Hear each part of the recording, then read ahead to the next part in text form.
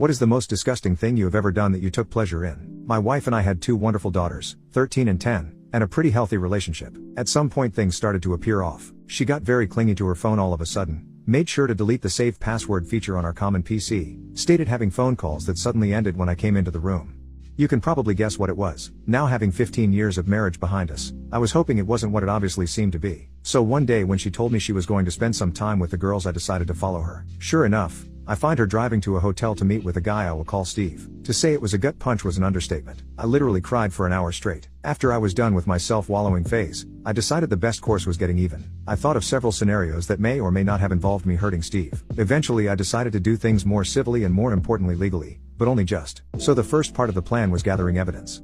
So one day when my wife was at her job and the kids at school, I installed some small secret cameras and microphones I had bought. Due to the setup of our bedroom, I even managed to get one perfectly overlooking the bed. I didn't however use them while I was at home. So a couple of days pass, when I proposed to my wife that the second to next weekend I should take the girls on a trip and stay a night too. I more often than not was the one cooking. I took a far more active role in raising the girls and showed them a lot more patience and attention.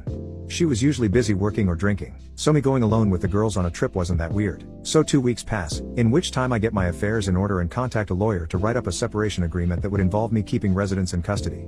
I go on the trip, try to not give anything away to the girls and wait and see if Steve and my wife fall into the trap. When I returned I checked the recordings of the weekend, and sure enough it's a 36-hour fest. When they weren't doing the deed, the dialogue was something even better. I found out that Steve had a wife. But even worse, they also talked about me. And I heard the obvious character assassination that I expected about how small my PP was. But there was some really hurtful stuff, like her telling Steve some of my deepest secrets and shameful stories that I had only told her about, just so they could have a laugh. So at this point I didn't have any doubts on what to do. The next day when the kids left, I confronted her with the video and told her that either she signs the separation agreement and leaves the house, or the girls are going to receive an in-depth explanation of all the positions in which mommy cheated on daddy. Just to be clear, I wasn't gonna do that. I love my daughters too much, but I put the threat there and she was too emotional to realize my bluff. She went through all the stages, denying everything, trying to bargain, threatening me, and getting angry.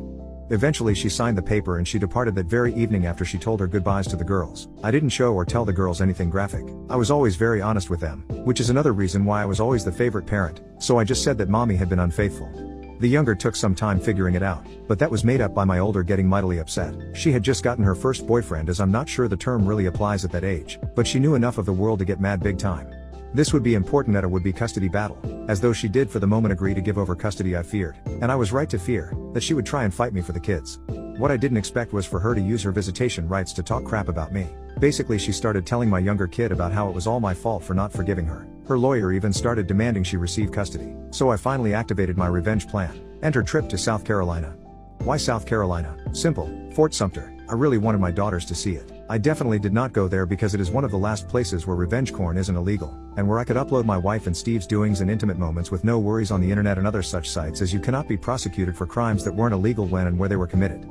I especially made sure to include the clip where Steve could not get it up. I sent the links to my wife's employer, her clients, and everybody in her line of work just to be sure, to Steve's wife and to his firm.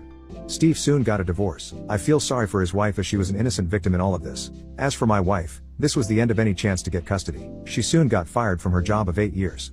I got custody. Yes, due to her being unemployed, I got no alimony, but honestly I make enough money to sustain both me and the girls, so I don't care, and I'm good enough at caring for them and they are old enough to allow me to have a full-time job.